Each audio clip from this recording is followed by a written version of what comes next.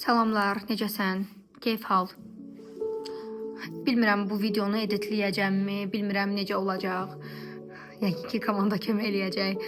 Mikrofonu belə qoşmağa çatdıra bilmədim. Danışmaq istədiyim şeylər var və bu mənim bir öz fərqindəliyim, öz aydınlanmam. Belə də görə bilərsən. Sənət bölüşmək istədiyim şey olaraq da görə bilərsən. Yaradandan eşitmən gərəkən bir mesaj olaraq da görə bilərsən, amma sən bir şey danışacağam. Həyatımızda çoxlu insanlar olur və biz başqa-başqa tipdə insanlar görürük.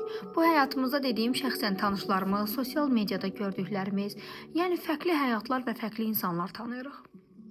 Amma onların sadəcə bizə göstərdiyi qədərini bilirik.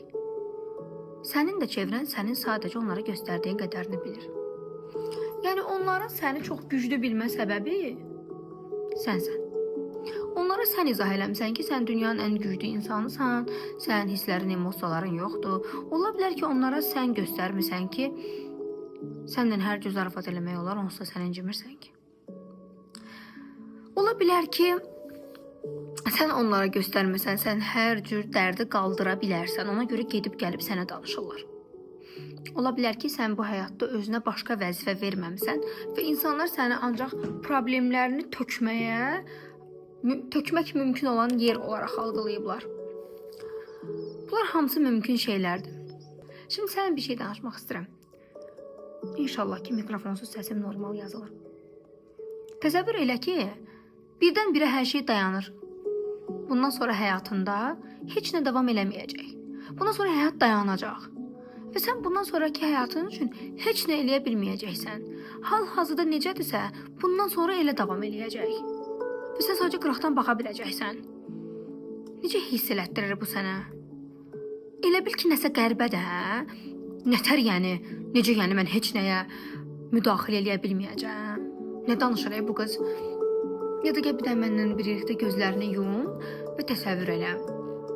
Təsəvvür elə ki, hal-hazırda hər şey necədirsə, eləcədir və sənin əlindən təsir etmə gücün, düşünmə gücün, axtarmaq, tapmaq, yardım istəmək kimi güclərin əlindən alınır. Və bax gör necə hiss eləyərsən. Bax gör bu səni necə hiss elətdirəcək. Gör belə bir şey olsa, rahat mı olacaqsan ki, ayda nə qəşəng onsuz da bütün yetkiləri əlimdən aldındı mı, yoxsa çabalayırsan mı, yoxsa bu səni narahat mı eləyir? Bunu gördünsə, indi sənə bir sualım var. İndi bu anda bütün yetkilərin varkən, əlindəykən, güclərin səndəykən, edə biləcəkkən, eləmənə mane olan şey nədir?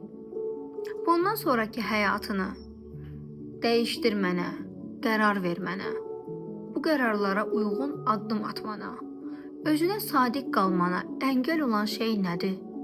Sənin həyatını əngəlləyən, limitləyən, indi bu anda olduğu kimi dondurub saxlayan şey nədir?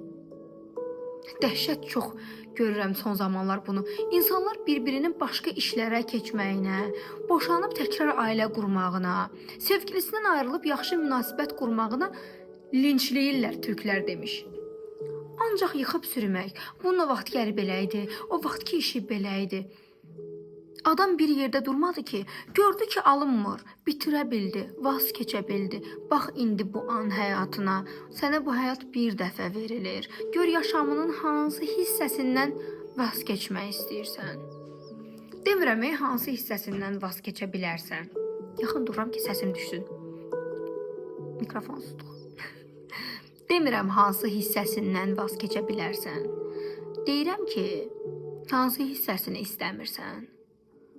Əgər bu sualın cavabı varsa və mən deyəndə sənin ağlına gəlirsə, onu hələ də həyatında tutma səbəbin nədir? Mənim elimdə deyil Fidan xanım. Elə də düz sənin əlindədir. %90, bəlkə 95, bəlkə 99, amma böyük ehtimalla sənin əlindədir. İstəyirəm bugün baxaq, həyatımızda bugün bizi narahat edən şey nədir? Bugün həyatımdakı bütün problemlərin həlli üçün sənə nə lazımdır? Atıram. 50.000 manat. 1 milyon dollar. Səni çox sevən sevgili. səyahət eləmək. Qəşəng bir dost çevrəsi. Amma hamısı hardan keçir? Daha yaxşı versiyandan. Çox səni sevəcək o partnyorla münasibəti sürdürə bilmək üçün demirəm, amma bunu özünə çəkmək üçün, onu enerjində var etmək üçün deyirəm ki, səni sevən və səninlə normal davranan partnyorla münasibəti sürdürə bilmək üçün sən müəyyən zehin səviyyəsində olmağın şərtdir. Çünki sən dava qırğına, müharibəyə, xaosa öyrəşmisənsə, o səni sevən, sakin ruhlu, səni anlayan partnyor indi fərq yoxdur, qadın ya da kişi. Həmin partnyorun davranışları sənə anormal gələcək, sıxıcı gələcək, özünlə işləmən gərəkən mövzular var. Ya da sən deyirsən ki, böyük pul ən asandır. Belə ən asan deyəndə qəribə səslənir, amma yenə də tamamən məsuliyyətini götürə biləcəyin bir şey. Hansı ki, bu böyük pulun içində sənin ideyan, davamlılığın və inamın rol oynayır. Ola bilər ki, 1 milyon bir həftədə qazanılmasın. Ola bilər ki, 10 min 3 ayda qazanılmasın, amma bu individualdır da, insana görə, ideyaya görə, mövzuya görə dəyişəcək. Hal-hazırda danışdığım bu mövzuya hazırlaşmamışam. Heç sən bu videonu YouTube-da izləyəcəksənmi, onu da bilmirəm.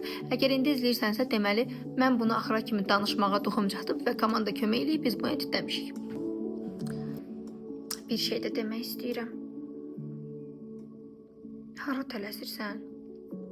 Bəzən başqalarını özünü sübut eləmək üçün o qədər bərk qaçırsan ki, özün qalırsan arxada.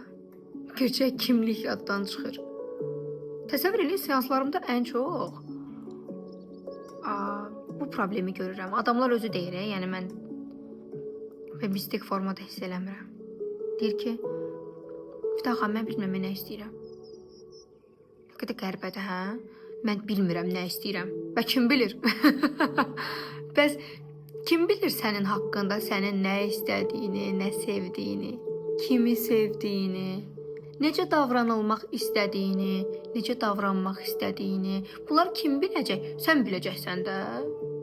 Mən oradan bilim. Lütfən özünə eşit. Lütfən. Bu bir xahişdir, bu bir ricadır. İstəyirəm ki, bu videonu izləyəndən sonra səndə bir rahatlama və məsuliyyət yaransın. Bəzən insanlar elə bilir ki, həyat ya budur, ya da budur. Amma həyat budur, balansıdır, hər ikisidir. Həm rahatlamağa, həm də məsuliyyət götürməyə ehtiyacımız var. Fazla məsuliyyət rahatlığımızı əlimizdən alır və biz davamlı stres, sonra kortizol qaynaqlı yaranmış xəstəliklərə qədər gedib çıxa bilir. Tamamən məsuliyyət götürmədən belə yaşamaq isə bizə bəzən çox baha başa gələ bilir. Hansı ki, məsuliyyətsiz yaşamın daha çox məsuliyyətləri yaranır sonradan, hansı ki, siz artıq onlar üçün məcbur qalırsınız. Və bir dəqiqə və bir sual burada. Və növbəti bir şeyə baxmağını istəyirəm. Yaxın əyləş, söhbət eləyirik. O keçmiş adlandırdığın, insanlardan gizlətdiyin, səhvlərin, düzlərin, hamısı sənsən. Və bu çox normaldır. Bəzən insanlar öz böyük, zərər verici davranışlarını görməyib, sənin davranışlarında səhv və günahkarlıq görəcəklər. Öz həyatımda deneyimləmişəm də bunu. Mənim də səhvim vardı söhbətdə, amma qarşı tərəf öz elədiyini görmürdü və mən uzun müddət bundan əziyyət çəkəndən sonra bir dəfə mentorimin o da belə eləyir deyə Allah qoymur da demə sözündən aydınlandım. Beynimə çatdı ki, işte o Allah izin vermir dedikləri nə idi? Çünki yəni sistem onu da bloke eləyir. Çünki o da bir səhv edə bilər. Mən isə o qədər özümə yüklənmişdim ki, qarşı tərəfin məndə gördüyü səhv mənim üçün böyük bir ləkə, gözümü elə bağlamışdı ki, onun səhvi görmürdüm. Məgər o da insan imiş. Mən də insanam. Sən də insansan.